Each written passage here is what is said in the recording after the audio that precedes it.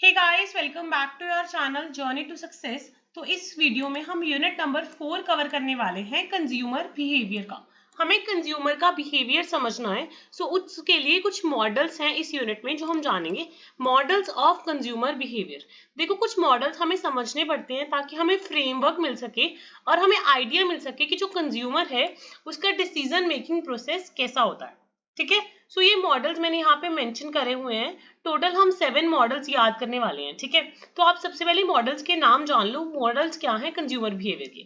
एक तो है, मैंने बहुत इजी मॉडल्स यहाँ पे मेंशन करे हैं ताकि आपको दिक्कत ना हो। एक है स्टिमुलस रिस्पॉन्स मॉडल। सेकंड है consumer decision making model, decision making process model. उसके बाद मॉडल है economic model, hierarchy of needs model, Fishbein model, diffusion of innovation model and lifestyle model. So अगर इनकेस आपको models आ जाते हैं, वैसे तो और भी बहुत सारे मॉडल्स हैं, बट मैंने इसमें इजी वाले मॉडल्स मेंशन करे हैं 7 models. Stimulus response model, consumer decision making process model, economic model, hierarchy of needs model, Fishbein model, diffusion of innovation model, lifestyle model. देखो, जो वन वर्ड वाले हैं ना, वो तो बेसिकली 3 ही हो गए, economic model, Fishbein model and lifestyle model. ये तो छोटे छोटे से हैं। उसके बाद जो थोड़े से लेंथी वाले हैं वो हैं stimulus response model, decision making process model, hierarchy of needs model and diffusion of innovation model. I hope आपको 7 नाइन्स लर्न हो गए होंगे। नहीं, आप अपनी नोटबुक पे राइट डाउन कर सकते हो और बाद में लर्न कर सकते हो। ठीक है। रिस्पॉन्स स्टिमुलस रिस्पॉन्स मॉडल क्या कहता है? इसको ब्लैक बॉक्स मॉडल के नाम से भी जाना जाता है। ब्लैक बॉक्स मॉडल, इसका मतलब है जो कंज्यूमर है, कोई भी स्टिमुलस आ जाता है उसके टुवर्ड्स रिस्पॉन्ड करता है। सो मार्केटिंग बहुत सारे एफर्ट्स डालते हैं, मार्केटर्स एडवर्टाइजिंग वगैरह करते हैं। सो वो कंज्यूमर के अंदर एक स्टिमुलस जनरेट कर देते हैं जिसके अंदर उनका जो बिहेवियर है वो ट्रिगर हो जाता है। सो उसके बाद वो ट्रिगर को वो प्रोसेस करते हैं और वो रिस्पॉन्ड करते हैं। So that is stimulus generate करवा देना ताकि वो रिस्पॉन्ड करें। That is stimulus response model. Next is decision making process model. आपको पता है कंज्यूमर एकदम से परचेज नहीं करता, consumer step by step response करता है। सबसे पहले वो अपनी प्रॉब्लम समझता है कि उसको क्या चाहिए, देन उसके रिगार्डिंग वो इन्फॉर्मेशन सर्च करता है, देन बहुत सारे ऑल्टरनेटिव्स को इवेल्युएट करता है, देन परचेज का डिसीजन लेता है and then post purchase evaluation होता है।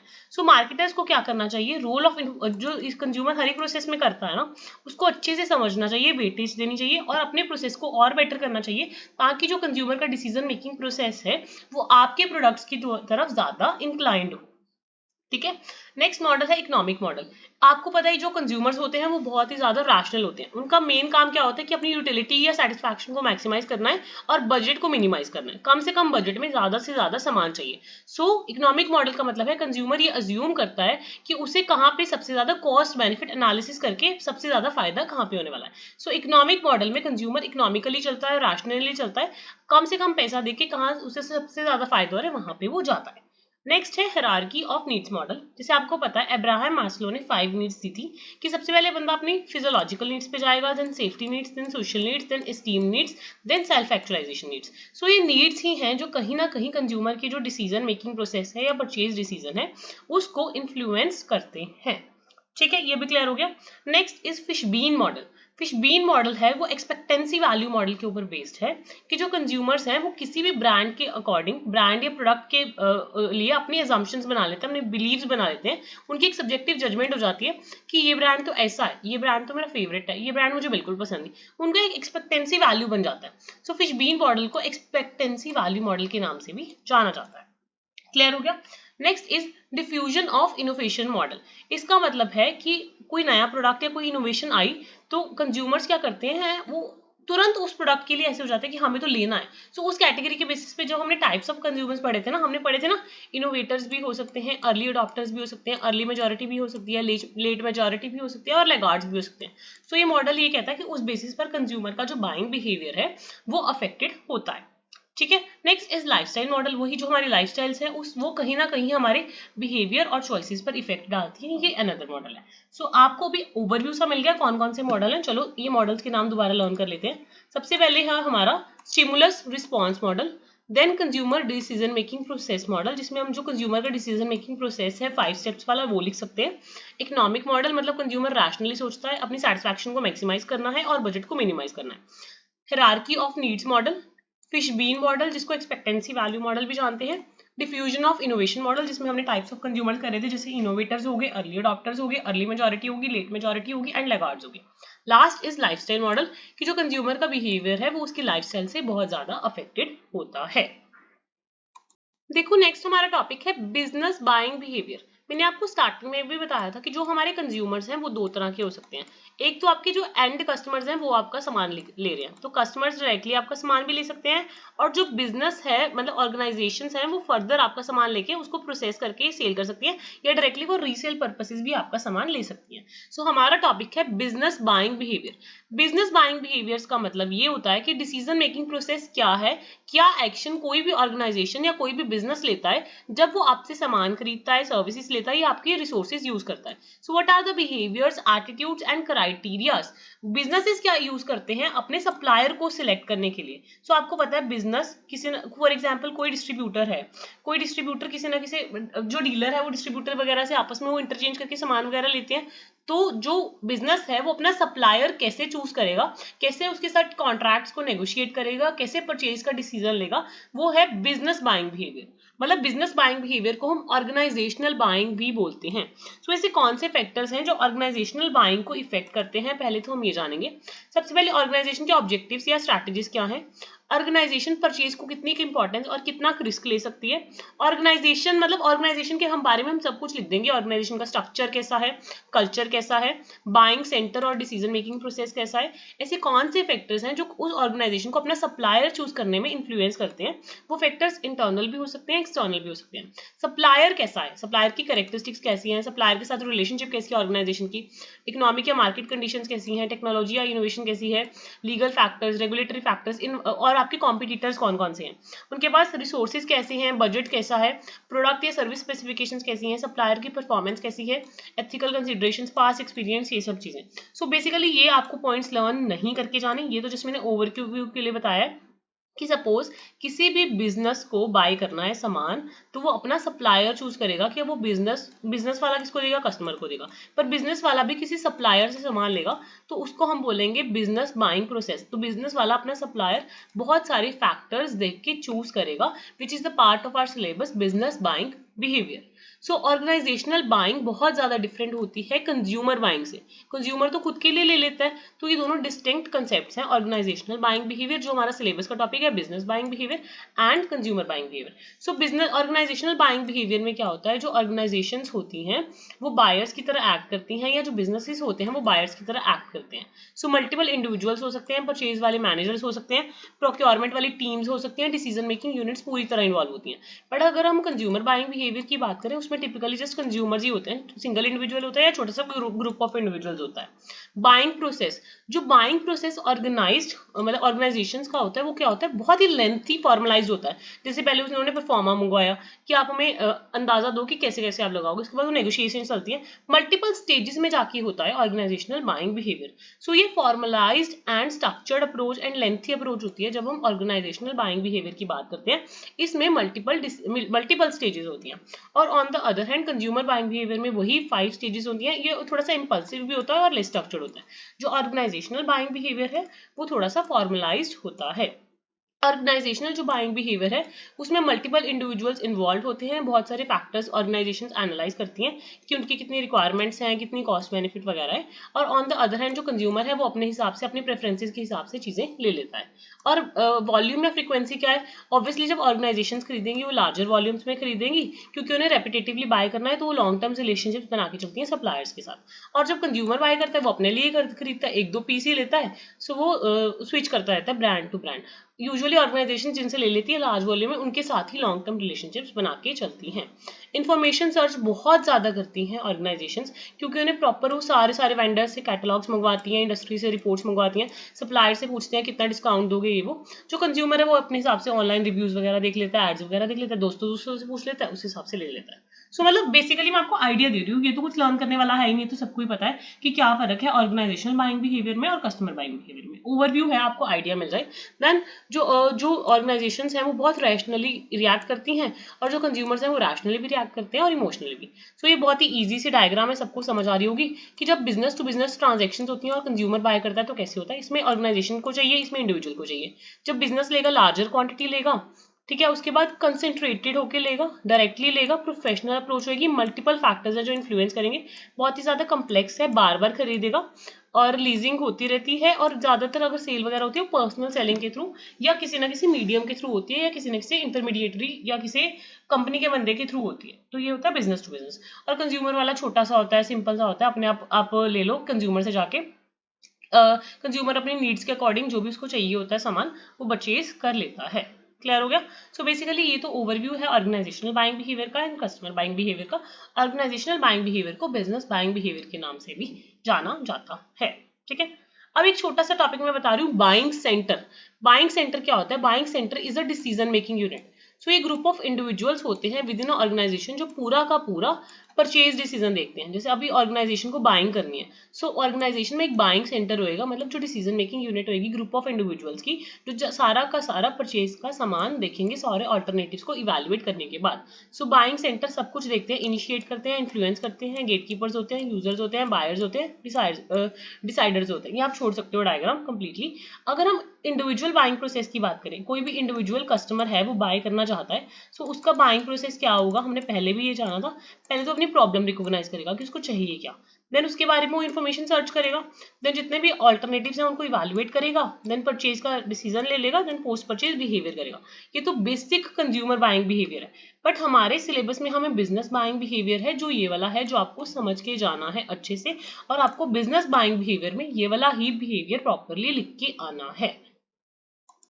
तो इंडस्ट्री बाइंग प्रोसेस में क्या क्या स्टेप्स होने वाले हैं? सबसे पहले वो क्या करेंगे, इंडस्ट्री वाले अपनी प्रॉब्लम रिकॉग्नाइज करेंगे, मतलब उन्हें क्या क्या सामान चाहिए, तो वो जनरल नीड डिस्क्रिप्शन की लिस्ट तैयार करेंगे, जिसमें वो क्लियर प्रोडक्ट स्पेसिफिकेशन देंगे कि उन्हें क्या चाहिए और कितनी क्वांटिटी में चाहिए। देन वैल्यू एनालिसिस करेंगे, देन वो बहुत सारे सप्लायर्स को सर्च करेंगे। जब उसके बाद उन्होंने सप्लायर्स को सर्च कर लिया, सबको प्रपोजल भेजेंगे कि आप अपनी कोटेशंस वगैरह भेजो, देन उस कोटेशंस वगैरह के बेसिस पे वो अपना सप्लायर सिलेक्ट कर लेंगे, देन ऑर्डर रूटीन स्पेसिफिकेशन उनका चलता रहेगा, और बार बार वो परफॉर्मेंस रिव्यू करते रहेंगे। अगर उन्हें कभी लगा तो वो अपना सप्लायर चेंज कर लेंगे। सो आई होप आपको बेसिक आइडिया लग गया होगा। इसको आप थोड़ा सा मोल्ड भी कर सकते हो, जनरली आप प्रॉब्लम रिकॉग्निशन बना सकते हो, उसके बाद डिस्क्रिप्शन एंड स्पेसिफिकेशंस देंगे, देन वैल्यू एनालिसिस करके सप्लायर सर्च करेंगे, देन प्रपोजल देंगे, देन सप्लायर को चूज कर लेंगे, देन ऑर्डर रूटीन उनका चलता रहेगा, order routine specification wise, and then वो अपने परफॉर्मेंस रिव्यू कर लेंगे। सो ये बेसिक इंडस्ट्रियल परचेज का प्रोसेस है। उसके बाद हमारा नेक्स्ट टॉपिक है cross cultural dimensions of consumer behaviour. जब हम कंज्यूमर बिहेवियर की बात करते हैं ना, क्रॉस कल्चरल डायमेंशंस बहुत इंपॉर्टेंट रोल प्ले करते हैं, क्योंकि आपको पता है कि जो कंज्यूमर का कल्चरल फैक्टर है, जैसे कंज्यूमर की एटीट्यूड्स हो गए, बिलीव्स हो गए, वैल्यूज हो गए, प्रेफरेंसेस हो गए, अक्रॉस डिफरेंट कल्चर्स वो अलग अलग होते हैं। सो वो कहीं ना कहीं बहुत ज्यादा इफेक्ट डालते हैं कंज्यूमर के बिहेवियर पर। सो कुछ की कंसिडरेशंस जो हमें ध्यान रखनी है वो कौन सी हैं? तो ये मैंने पॉइंटर्स यहाँ पे मेंशन करे हैं, 8 पॉइंटर्स। आप इनकी हेडिंग्स याद रख लेना, क्योंकि ये क्वेश्चन आने के बहुत ज्यादा चांसेस हैं। Cross cultural dimensions of consumer behaviour. So एक है इंडिविजुअलिज्म वर्सेस कलेक्टिविज्म, कि आप अपने आप को इंडिविजुअल लेके चलते हो या कलेक्टिवली चलते हो। Power distance, masculinity versus femininity, uncertainty avoidance, long term versus short term, indulgence versus restraint, high context versus low context communication and एथनोसेंट्रिकिज्म। ठीक है। तो ये हमारे 6 पॉइंट्स हैं मेजरली, जो क्रॉस कल्चरल डायमेंशंस में इंपॉर्टेंट है। सबसे पहले क्या है, कई बार क्या होता है, जो इंडिविजुअल है ना वो अपनी नीड्स को प्रायोरिटी देता है, दूसरी ओर जो कलेक्टिज्म वाला इंडिविजुअल है वो कल्चर से इन्फ्लुएंस होके अपने ग्रुप हार्मनी, कॉपरेशन, इन सब चीजों को इंपॉर्टेंस देता है। दूसरा पॉइंट है पावर डिस्टेंस। पावर डिस्टेंस का मतलब है जिसको सोसाइटी एक्सेप्ट करती है, और ऑब्वियसली कोई भी इंडिविजुअल है उनमें जो पॉवर्टी, जो उनकी पावर है, जो उनकी अथॉरिटी है, उसमें क्या होगी, डिफरेंसेस होंगे। कोई कल्चर ऐसा होगा जो ज्यादा पावरफुल होगा, जो ज्यादा अथॉरिटी वाला होगा, और कोई कल्चर ऐसा होगा जो लो पावर्टी वाला होगा। ठीक है, लो पावर वाला होगा बेसिकली। ठीक है। सो बेसिकली जो पावर डिस्टेंस है ना वो भी बहुत ज्यादा जरूरी है, मतलब लोगों के बीच में पावर और अथॉरिटी के बीच में फर्क होता है। Next is masculinity and femininity. आपको पता है कि जो मेल हैं उनको हम कंसीडर करते हैं कि वो कॉम्पिटिटिव हैं, वो सिर्फ मटेरियल सक्सेस वगैरह के पीछे भागते हैं। ऑन द अदर हैंड जो फेमिनिज्म वाली क्वालिटीज होती हैं वो डिफरेंट होती हैं, उनको हम मानते हैं केयरिंग टाइप मानते हैं। सो अगर आप मेल हो या फीमेल हो बेसिकली, तो वो कल्चर से इन्फ्लुएंस हो कि आपकी जो सोसाइटी में अपब्रिंगिंग होगी उससे आपका जो कंज्यूमर बिहेवियर है वो बहुत ज्यादा डिफरेंट होएगा।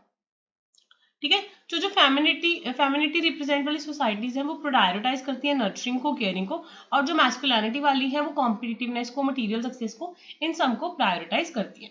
Next is uncertainty avoidance. इसका मतलब है कुछ चीजें ऐसी होती हैं जो आप चाह के भी उसको वो नहीं कर सकते, प्रिडिक्ट नहीं कर सकते। So degree to which a society feels threatened by ambiguity and preferred structural या प्रेडिक्टेबल सिचुएशंस। आपको पता है consumers in high uncertainty avoidance cultures में सीक फैमिलियर ब्रांड्स, तो उनको अनसर्टेनिटी नहीं चाहिए, तो अनसर्टेनिटी अवॉइड करते हुए वो फैमिलियर ब्रांड्स लेते हैं, उनको पता होता है उनको क्या लेना है।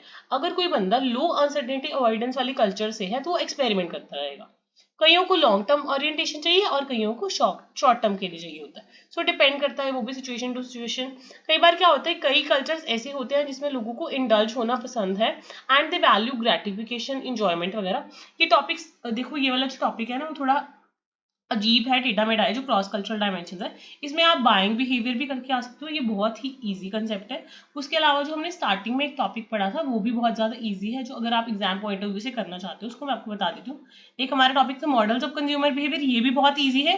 नेक्स्ट हमारा टॉपिक था बिजनेस बाइंग बिहेवियर, ये भी बहुत ज़्यादा ईजी। क्रॉस कल्चरल वाला अगर आप स्किप करना चाहते हो स्किप कर सकते हो, बट एक बार थोड़ा सा ओवरव्यू ले लो कि अगर in the case of emergency आपको अटेम्प्ट करना पड़ जाए ना तो थोड़ा सा आपका आइडिया हो। 3-4 पॉइंट्स याद कर लेना, बाकी बेशक छोड़ दो, ठीक है। उसके बाद एथनोसेंट्रिज्म का मतलब वो होता है वो बंदा अपने कल्चर को सुपीरियर मानता है बाकियों के कल्चर से, सो अपने आप को बहुत ज्यादा सुपीरियर मानता है। सो वो हाई एथनोसेंट्रिक भी हो सकता है, लो एथनोसेंट्रिक भी हो सकता है। तो ये बहुत सारी चीजें हैं और यहाँ पे जो मेंशन करी हुई है, क्रॉस कल्चरल डायमेंशन है अलग अलग, कि वो इंडिविजुअल अपने आप को लेके चलता है, पूरी सोसाइटी को साथ में लेके चलता है, पावर डिस्टेंस में मानता है या नहीं, मैस्कुलिनिटी वर्सेस फेमिनिटी का कल्चर। उसके बाद अनसर्टेनिटी अवॉइडेंस हाई है या लो है, लॉन्ग टर्म ओरिएंटेशन के साथ चल रहा है या शॉर्ट टर्म ओरिएंटेशन के साथ चल रहा है, इंटेलिजेंस है या रिस्ट्रेंट है, हाई कंटेस्ट कम्युनिकेशन में बिलीव करता है या लो कंटेस्ट कम्युनिकेशन में, हाईली एथनोसेंट्रिक है या लो एथनोसेंट्रिक है। तो वो डिपेंड करेगा कि उसका क्रॉस कल्चरल बिहेवियर कैसा होगा। तो आप जो ये क्रॉस कल्चरल वाला कंसेप्ट है ना, इसके अंदर वाला डिस्क्रिप्शन रहने दो, इसके बस अगर हो पाए तो हेडिंग्स एक बार दोबारा पढ़ लो। Individualism versus collectivism, power distance masculinity वाला हो गया, अनसर्टेनिटी अवॉइडेंस वाला हो गया, लॉन्ग टर्म शॉर्ट टर्म हो गया, इंटेलिजेंस रिस्ट्रेंट हो गया, हाई कंटेस्ट लो कंटेस्ट हो गया और एथनोसेंट्रिक हो गया। जितने याद होते हैं वो उतने कर लो, बाकी छोड़। अगला टॉपिक बहुत ही ज्यादा आसान है, ये वाला टॉपिक तो आप फॉर श्योर करके ही जाओ, दैट इज कंज्यूमर रिसर्च। जब हम कंज्यूमर के बारे में रिसर्च करते हैं बहुत सारी कॉम्प्लेक्सिटीज एंड इश्यूज आते हैं।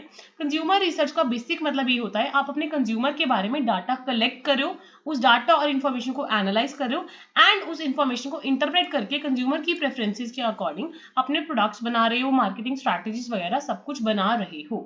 सो consumer research refers to a systematic collection, analysis and interpretation of data and information about the consumers, कि उनके बिहेवियर क्या है, उनके प्रेफरेंसेस क्या है, उनके एटीट्यूड्स क्या है, आप कंज्यूमर की मोटिवेशन क्या मिलती है, उसके डिसीजन मेकिंग प्रोसेस क्या है, वो सब कैसे करता है वो समझने की कोशिश करो और उसी अकॉर्डिंग बिजनेसेस अपने टारगेट कंज्यूमर को समझ के मार्केटिंग की स्ट्रैटेजीज बनाती हैं ताकि वो कंज्यूमर्स की नीड्स को और प्रेफरेंसेस को समझ के उसी अकॉर्डिंग प्रोडक्ट्स एंड सर्विसेज तैयार कर पाए। सो जब आप रिसर्च करते हो तो आप 3 तरह की रिसर्च कर सकते हो, quantitative research, qualitative research and mixed research. So आप बेसिकली 3 तरह के रिसर्चेस कर सकते हो। क्वांटिटेटिव में आप ये सब पता लगा सकते हो कि कितने लोग आएंगे आपका सामान खरीदने, मतलब आप क्वांटिटीज में पता लगा रहे हो कि क्या चीजें हैं लार्ज सैंपल्स के बेसिस पे। क्वालिटेटिव में आप पता लगाते हो, प्रॉपरली एनालाइज करते हो कि किस टाइप का कंज्यूमर आएगा, बहुत सारे टूल्स यूज करके, एंड आप मिक्स रिसर्च यूज कर सकते हो।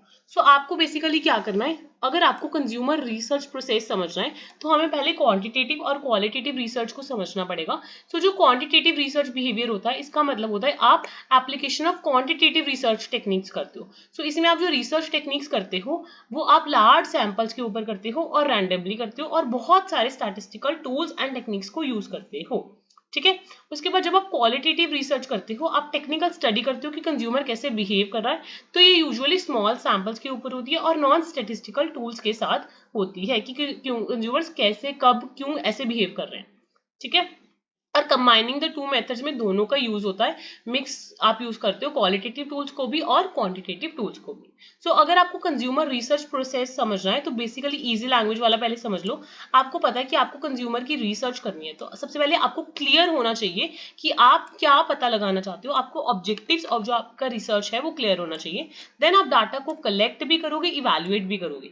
सेकेंडरी डाटा को आप कलेक्ट करके इवैल्यूएट कर सकते हो एंड साथ में ही आप प्राइमरी डाटा रिसर्च भी कलेक्ट कर सकते हो और उसको डिजाइन करके कलेक्ट करके दोनों डाटा को एनालाइज करके अपनी रिपोर्ट बनाओगे। सो आप प्राइमरी डाटा भी कलेक्ट करोगे, सेकेंडरी भी कलेक्ट करोगे, दोनों को कलेक्ट एंड इवैल्यूएट करोगे। देन उस डाटा को समझ के रिपोर्ट्स तैयार करोगे। बट सबसे पहले आपको अपने ऑब्जेक्टिव्स क्लियर होने चाहिए कि आप रिसर्च क्यों कर रहे हो। सो अगर आपको रिसर्च समझनी है तो आप वही करोगे, आपको ऑब्जेक्टिव्स क्लियर होने चाहिए।